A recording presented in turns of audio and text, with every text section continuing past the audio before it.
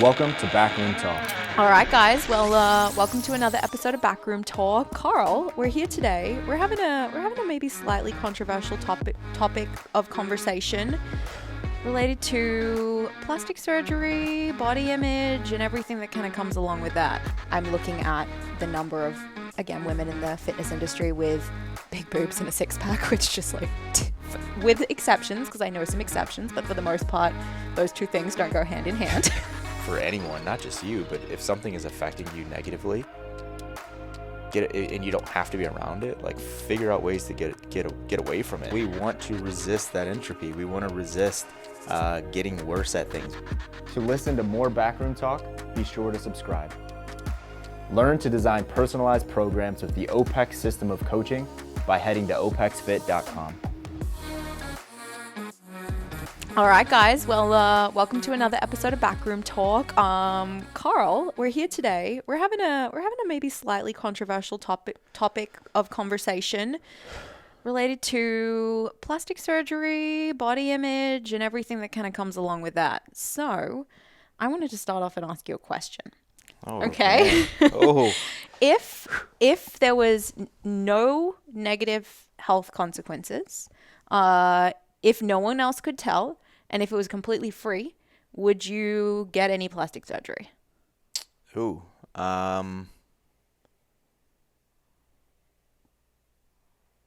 don't know. I would be like, no, but there's actually something that's timely that we haven't even talked about. I was having like deep, like eardrum earaches, and I told Emma about this. I think it was like 2 weeks ago or something like that. I was like, yeah, I need to go see an ENT. And I go to see our ENT. Actually, we did a web conference consultation or appointment with the ENT.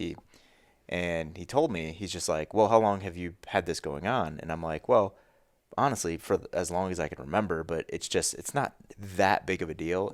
It just affects sleep sometimes. Like I have like this thing where it almost feels like I need to like scratch my eardrum and it'll like wake me up, like just weird, Yeah. like a little uncomfortable. And he's like, when do you get it? And I was like, well, it just always happens after bike rides or runs or like intense outdoor activity. And he's like, it's actually because of the shape of your ear.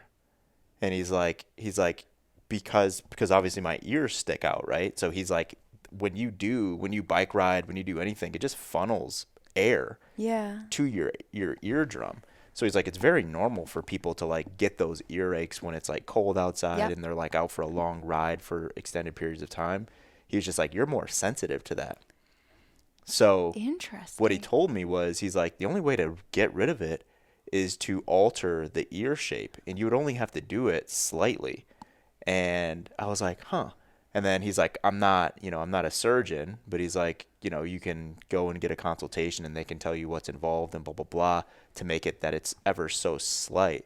So essentially what he said was, I'm just like missing cartilage, like right here. Yeah. And he's like, they would put cartilage, they would take it from here, put it here. So my ear does that a little bit, but you would barely be able to tell. And he's like, I can't guarantee, but he's like, that would probably get rid of this issue for you. So this was last week. And it's so funny that you asked me that question. I had no idea you were going to ask me that question. That's why I paused. Yeah. It's like, maybe I would, because I have this thing that I think would help. So yeah, probably. Well, that's a very good reason to, and I don't really want to like talk about those situations where it's like something's actually causing you discomfort and like annoyance in but life. It's plastic surgery. It is, and there's really good reasons to have plastic surgery. Like, thank God for plastic surgeons, for burn victims and things like that. It's absolutely important.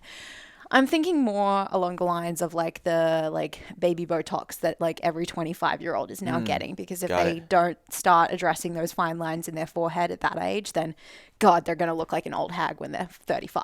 Yeah. Or fair or not, I think it's different for men. I think it might be a little bit easier for men because when men age, it's known as like this, or it's seen as like this, like for some women, like this sexy thing, like, oh, he's aging really nicely, and the wrinkles there and blah blah blah, the hair's getting gray, all that. So I think men get a little bit of a pass when it comes to aging.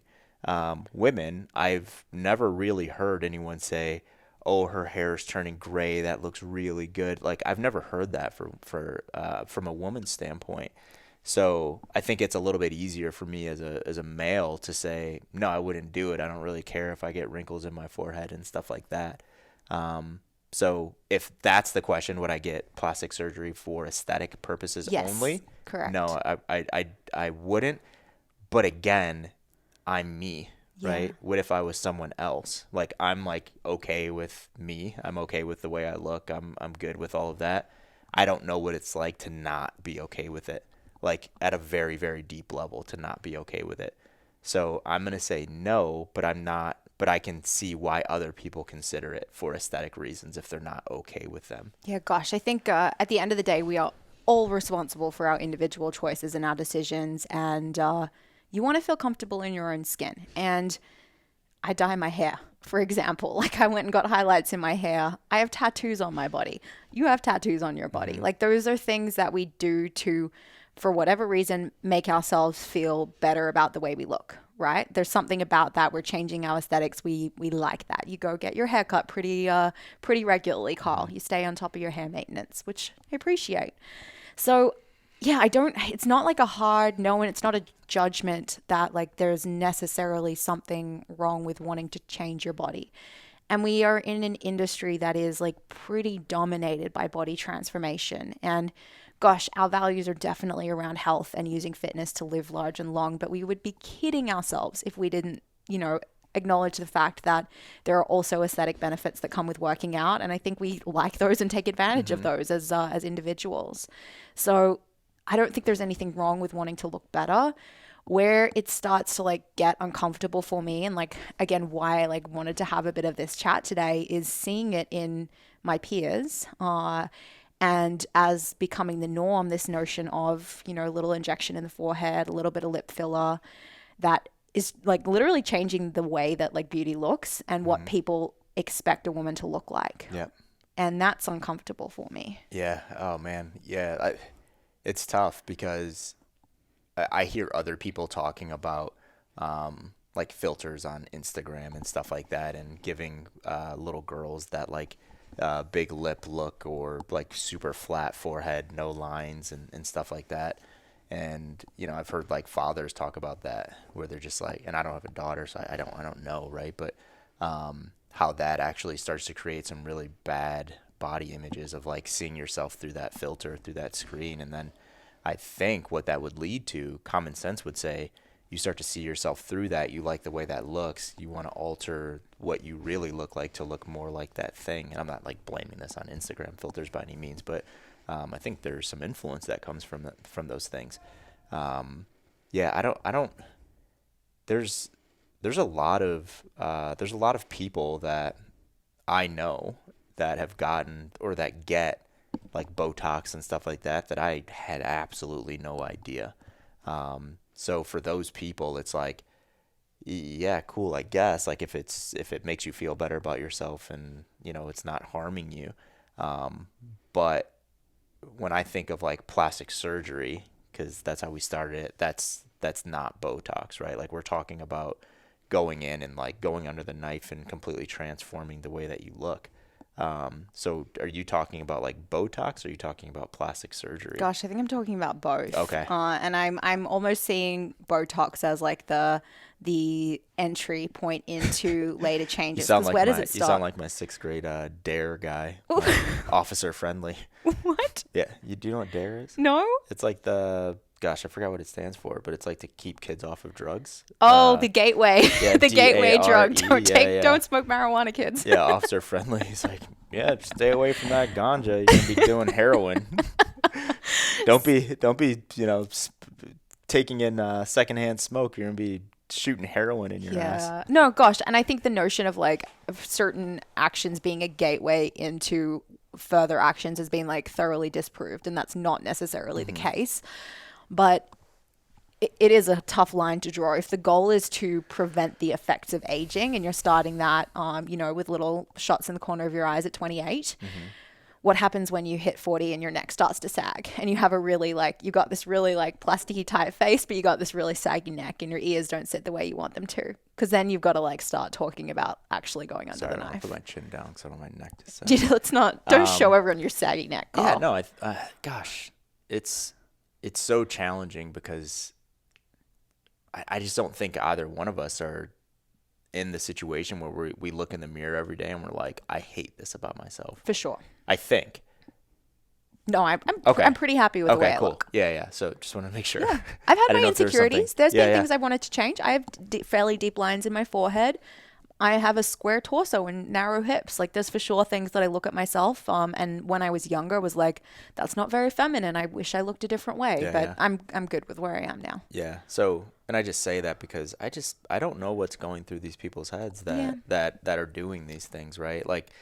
We could be looking at it from our standpoint. We're like, gosh, that's so, it's for aesthetic purposes only. They're so vain, so on and so forth. But there's probably, with a number of those people, there's probably some deeper shit that's happening underneath that where, them going in and, injecting some Botox is giving them 6 months of leeway of okay, now I feel a lot better about myself. I'm not saying go get Botox to feel better about yourself. I'm just saying I don't know what's going through those people's heads. So it's really hard. It's hard for me to come to, me, I don't like to be on one side or another, and take a really hard stance on things that I'm not educated in, right? Sure. So I don't know. I don't know. I think every situation is definitely independent. What I do know is I think it's probably not a good thing for young men and women to get Botox in their faces because they think they see a slight little line and this Botox is going to get rid of that for an amount of time. Because like you said, you have to go back and you have to keep getting it done because that stuff isn't forever. And then when you get tired of getting that one thing done, you're just like, okay, let me just make this permanent. Let me just make my entire face look like I have a mask on. I think that's probably the next step for a lot of those people. Yeah, I just, I don't know if it actually, and maybe it does. Maybe someone had a facelift and they really, truly felt better about themselves and were all of a sudden content and happy with their life and had great self-esteem and self-confidence after doing that. But something in my gut tells me that that's not the case and that these little physical changes, whether it's dyeing your hair or whether it's getting a boob job, are probably not going to truly change who you are as a person and how you feel about yourself. Yep.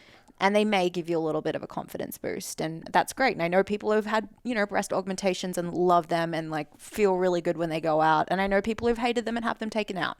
Mm-hmm. So again, love all those people regardless of what they did to their bodies. But I don't know that anyone's ever truly had this coming of, self-acceptance just because of some little physical change. Yeah. Gosh. I don't have anyone that comes to mind either that has gotten work done and just becomes a completely different person. I would look at it from a standpoint of what's the risk of getting that thing done, right? Because if we're talking about things that have absolutely no risk and there's absolutely no side effects to, which you can't really say that about anything, but if we're talking about something like that, it's gosh, to each his own, right? Let people do what they want to do. I just try to not be judgmental on other people's decisions if it doesn't affect me. Once it starts affecting me, then it's okay, now I might have a say, right? If, Janice came to me and she's like, hey, I want to get breast implants. What do you think? Now I have to really think about how I feel about this conversation because I'm being asked and it does affect me, right? So it would be a conversation of why? I think I would stand on the side of no, don't do that. That's just dumb. Why would you do that?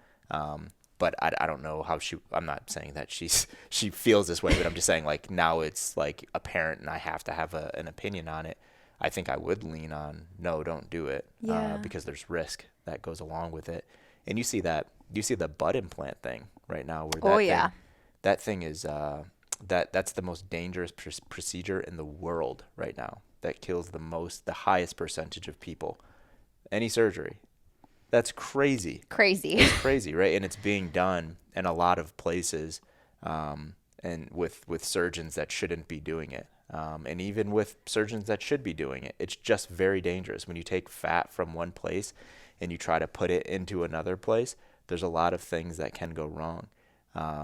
So yeah, that shit's killing a lot of people. So I think stuff like that, I'm just like, yeah, that's fucking stupid. Like, you want to have a bigger butt, so you're like risking your life to have a bigger butt. That's crazy to me. Here's the thing is like how much our perception of like what the right body is has changed over the last even 30 years. Like, think about like your, like in the 90s, like your wayfish, like Kate Moss, like very like sharp cheekbones, very long and skinny and angular. Like that was the look.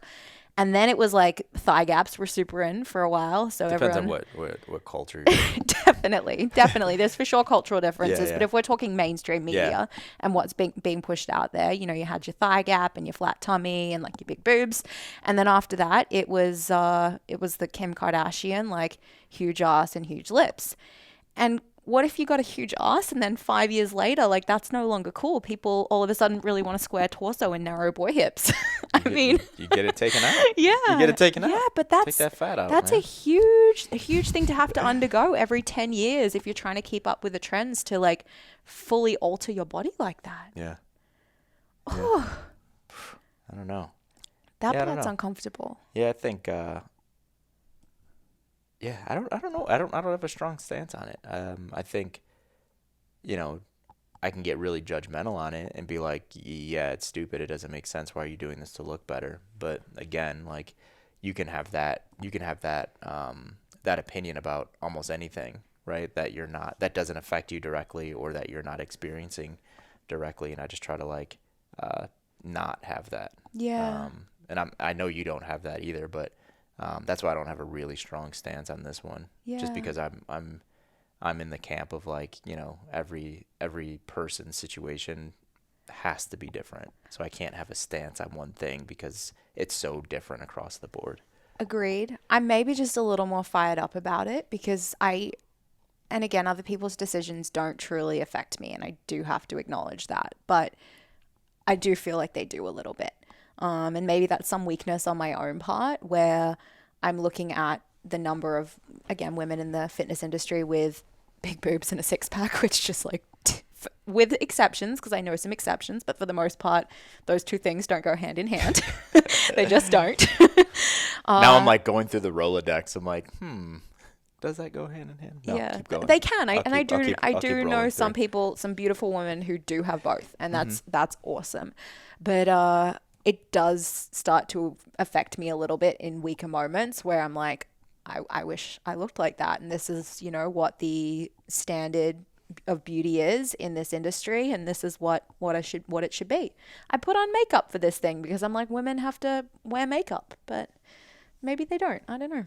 Ah, man, gosh, you're getting deep right now, Georgia. I I don't. am. Yeah, no, I think it's good. I don't think I appreciate you being really honest and being like, okay, I have a strong stance because it's, you know, the industry and it does affect me in the way that I feel. But what I would say to that is just like, for anyone, not just you, but if something is affecting you negatively, get it, and you don't have to be around it, like figure out ways to get away from it. Yeah. Right. It's like, that's why social media is weird. Yeah, it Social is. media is really weird.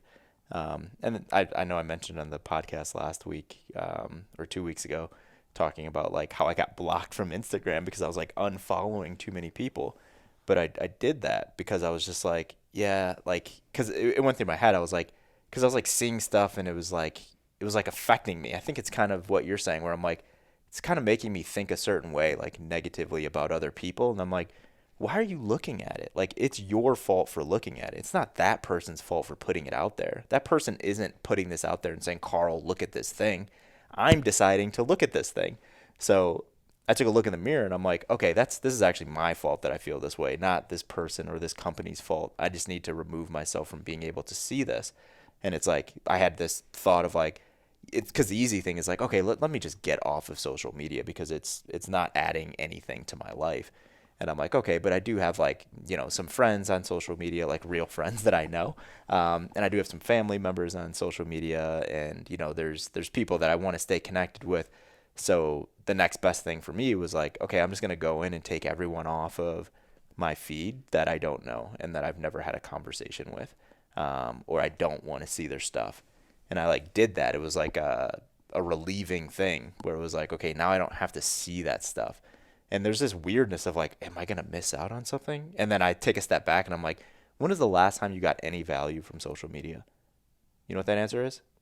Never for me. Except for people who follow at OPEX Fitness. They get a lot of value from social media. Yeah. No. But I'm saying like I know, following other people's accounts, Totally. like following other people's lives. I've never gotten any value from that. And and that went through my mind too, right? Like I'm like, okay, who do I actually want to see? And like, you know, educational stuff stayed, news outlets stayed, sports stayed, because that's the kind of stuff I want to see.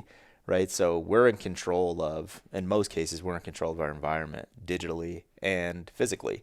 So I would just say, fucking stop looking at that stuff. God, that's such an important lesson. And I say a lot of this feeling comfortable with who I am, happily married, all of these things now. But I do think back to being 21 years old and trying to navigate life. And that's a little bit more of what worries me is for, you know, younger girls and boys who are trying to find their own way and are looking to what is valued by society and seeing these beauty stereotypes that are pushed forward and thinking that they need to conform to that. And gosh, let me also say that I don't think that's ever not been the case. Like there has always been some ideal that people are working towards.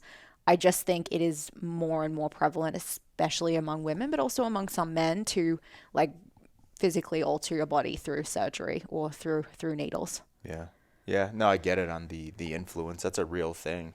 But that's why we always have to control our own narrative, and we have to control what we can control in terms of visibility and stuff like that. It gets weird when we start talking about kids because, you know, and we talked about this before, like kids on social media and how we feel about that.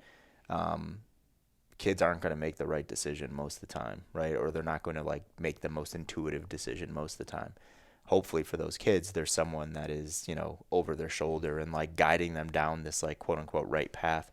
But yeah, I still don't think it's, and I know you didn't say this, but I don't think it's social media's fault. Yeah. Because, you know, people start to build these ideologies. I think it's people's fault, right? Because we're the ones that are controlling the thing. So I think, you know, if we continue to spread that, or we start spreading that message where it's like, you know, if you feel this way, look within, right? Like that's something that I learned a long, long time ago where it's like anytime I was unhappy with something, instead of like thinking like, okay, what did that person, what did that thing, what did that company do to me? It's like, how did I put myself in the situation to feel this way? Not saying I'm like blaming myself for everything, but I do, right? I always look in the mirror and I'm like, why am I in this position? And usually there's something that I did or did not do that put me in that situation. And I think social media is the exact same thing. Yeah, some important self-responsibility lessons inside of that for sure. Yeah. I'd like to talk a little bit more about the aging piece and why as a society we are scared and resistant to aging. And I also want to preface that by saying, like, we talk about resisting entropy a lot, and we do talk about resisting a lot of the negative physical effects of aging through resistance training and great lifestyle and you know, everything that we do as fitness coaches. So we are actively trying to resist aging in a lot of our behaviors throughout the day. Is that bad? No, biologically, aging puts you closer to death. Yeah. Yeah, so And we're all trying to survive, right? Exactly, yeah. So we want to resist that entropy. We want to resist getting worse at things. We want to resist hormones going in the shitter. We want to resist bone density going down. We want to resist muscle mass being, you know, washed away. Yeah, we do want to resist those things because that does put us closer to death. As humans, as we age, that's what we're doing, right? Like we're getting closer to dying as we age. Not aesthetically, though. We're not talking about aesthetically. We're talking about like what's going on underneath the hood and how we feel on a day-to-day basis. So the aesthetics of aging may just be a reminder to people that they're getting closer to death. So maybe people don't want to be reminded with, you know, how old they actually are because they're trying to avoid the truth. Yeah, the weird disconnect for me there is the defying of the aesthetics of aging, but like giving into letting go of vitality. and being okay with not feeling physically able to do things you enjoy and like losing muscle mass and all of these other pieces, but still trying to defy the outward effects of aging that other people see. Why, if we're scared of aging and we're scared of this like notion of death, why is everyone not trying to do both? Hold on. I don't know what you're asking me. Are you asking, you're saying the disconnect is? There's a lot of people that are going under the knife so Yeah. that they look a certain way, but they also feel like shit. Oh, gotcha, and they're gotcha. not doing anything to improve their vitality. Okay, I'm with you. I think a lot of those people don't understand what good vitality is. Yeah. It's the old notion of like, I didn't know how bad I felt until I felt good. Like, I've heard that so many times where it's like, I didn't know this is how we were supposed to feel, right? It's like someone that didn't know they had bad vision and they put glasses on and they're like, oh my gosh, is this what the world is supposed to look like? It's that same idea where I think a lot of people just don't know what vitality feel like, high levels of vitality feel. Yeah, that makes sense. It's also harder. Like it is harder, right? Yeah. To do the things on a daily basis, at least if you're not doing it already, that are going to help you resist some of the negative side effects of aging and loss of vitality. So I think that's one piece. Or maybe a good amount of people have never had high levels of vitality. True. Right? In terms of like being able to move a certain way and stuff like that, right? Like if you walk out, like go to, let me think of a place around here. Everywhere here is a little plastic surgery-y. Yeah, maybe it's because I live in Scottsdale that I wanted to have this conversation. No, I mean, go to the Grand Canyon, Yep. right? I'm just trying to think of a place around here that there's a lot of people. Go to the Grand Canyon and just kind of scan everyone and like come up with a score, a vitality score, like a wellness and vitality score for every single one of those people. I'm going to venture to guess out of 10, you're probably going to land on like 4 for most people on average. Like most people just aren't like crushing life, right? Like you don't see most people and you're like, yeah, that person's a spring chicken. They can just like, if shit were to hit the fan, like their wallet were to fall down that 6 flights of stairs, they could like run down there and like scoop it up, right? I don't think a lot of people are living high levels of vitality really. Yeah, sorry, I keep giving people like the excuse that they don't know what it feels like, but I believe that. I think a lot of people don't know what that feels like. Definitely. I do also see, and it's not really in your person like coming to get coaching, but it's in conversations I have with people outside of our bubble where aesthetics is what they perceive like vitality / longevity to be. It's like if you look good, you are doing well. If you're, not over fat and you don't have a bunch of wrinkles and you don't look like you're aging, then you must be well. Like even if you don't feel it on the inside, even if they're talking about themselves and they don't feel it on the inside, the only thing they're concerned is the aesthetics of their physical being and not actually the function of their physical being. It's because it's what you can see. Yeah. Right. So I mean, to be fair, aesthetics and the way that someone looks is a decent indicator of how well they're doing. Yeah. Yeah. If we see someone that's that guy morbidly obese, the guy that was doing that interview, he said he looked terrible and then he died on the interview. Oh yeah. Yeah. Long story. That's a good story. Yeah. So, I mean, the way someone looks is a decent measure, I think, of how healthy they are. I'm not saying like, if someone has an 8-pack versus a 6-pack, that means that they're doing better because they have an 8-pack. I'm not saying that. I'm just saying like, a morbidly obese person versus someone like you, right? Like if you guys were next to each other, I'd be like, she's probably healthier than that person. So maybe it comes from a little bit of that where that is a bit the case. Yeah. The other piece around aging that I think is so interesting and like, why are we scared of it is that like physical growth in our physical being is the only thing that we need to hold on to and that is valuable, right? Because like maybe we hit this, 30, 35, everything starts to decline from there physically, even if we're doing our very best to resist that. There is going to be some. Emma, can you do like a zoom in? Carl's like when- really not happy at That'd be me pretty right cool. now. No, it's good. I'm just disproving your theory here. Exactly. What was your inside tracker age? 31. 31. Yeah, 31. So I'm actually 4 years younger than I am. Yeah. Under the hood. Even numbers Janice's like was that. 32. Oh, is she 30? She's 33. Okay, look at you two. I always told her I was like I'm just younger than you, you know. And now I have data. I'm like, look it says I'm younger than you. Even numbers like that, which like sure it's like a fun number to have, Mm-hmm. but like does it actually mean you're going to like live an extra 4 years? No. No, You know? but they're very clear and like this is how we got to it because this marker is here. Yeah. This is how it influenced, so on and so forth. It's just a fun thing to be like. It's actually a decent way to take a bunch of information and like try to measure health based on that Yeah. information. But even the fact that that's what you get from it, right? You don't just get a health score. You get your like your under the hood age, whatever it's called. Inner like, age. Inner age. Trademarked, I think. Well, here's the thing. We're, as a society, we're obsessed with being younger. Like we want to be younger on the inside, on the outside, everywhere. That inner age trademark plays into that notion. I'm not saying it's a bad thing at all. I think it's a good thing.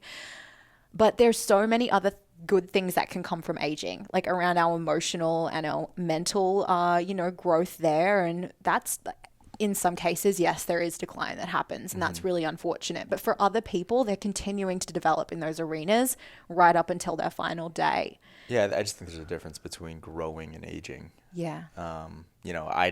Me in my own head, when I hear the term aging, I don't automatically think that person is growing.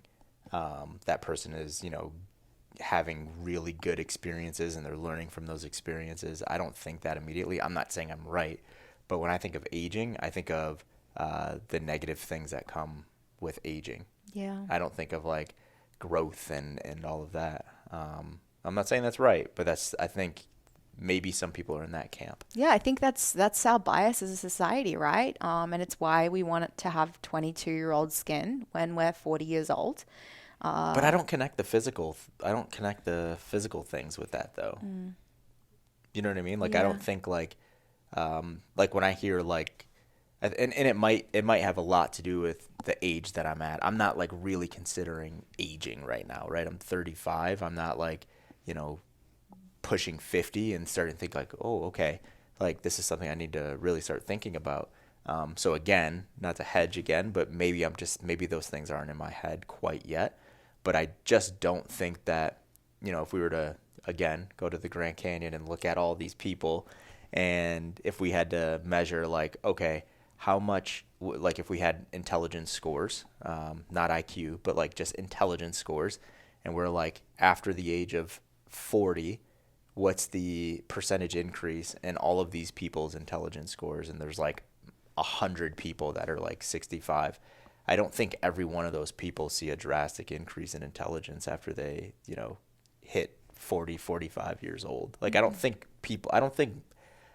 everyone gets smarter as they age. And I just look at people, right? I look at people I grew up around. I look at my neighbors. It's like I see what they're doing on a daily basis. Like a lot of those people aren't fucking growing. Like they're rat racing, right? Yeah. They're like working for this money, doing this thing, doing it all again tomorrow, doing it. Like they're not like doing anything that I know of that's like, this massive growth thing that they're doing in their life. I think they're just aging. Yeah. And I think that really does come down to how someone ends up living their life. But I do think aging is an opportunity for experience. Yep. And there can be a lot of growth that comes through experience, but people have to make the decision to go ahead and pursue that.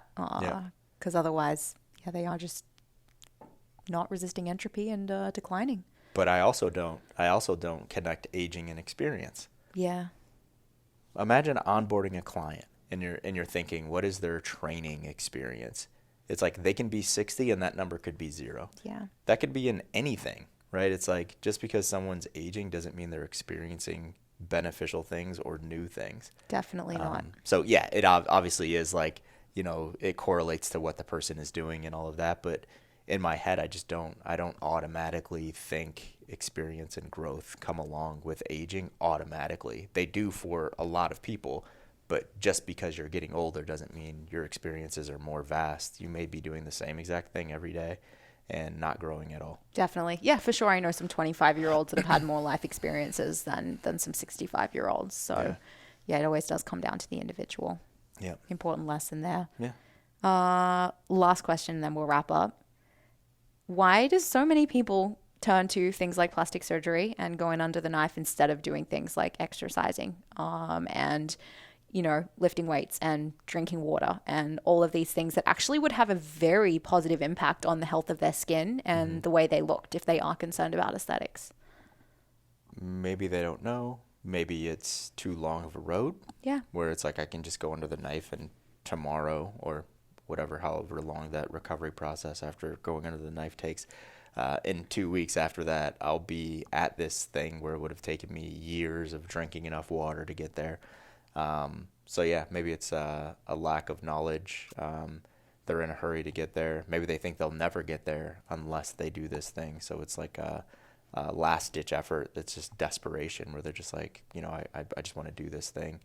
Maybe the barrier is really low. Maybe they have a lot of money and they're just like, yeah, the question you asked me, if it was free and blah, blah, maybe it is like that for them where it's like, yeah, that means 10K. That's nothing. Like I shit that out in the morning. Like that's not a big deal. So I don't know. Maybe it's one of those 4 things. Yeah, interesting to consider. Well, guys, thanks as always for listening in. Maybe you have an opinion on this topic, and if you do, we'd love to hear from you. Leave us a comment if you're on YouTube. Drop us a review to let us know what you thought on podcast, and we look forward to hearing from you. Hopefully we didn't offend you. Just wanted to play that one out a little bit, and appreciate you listening in. Thank you.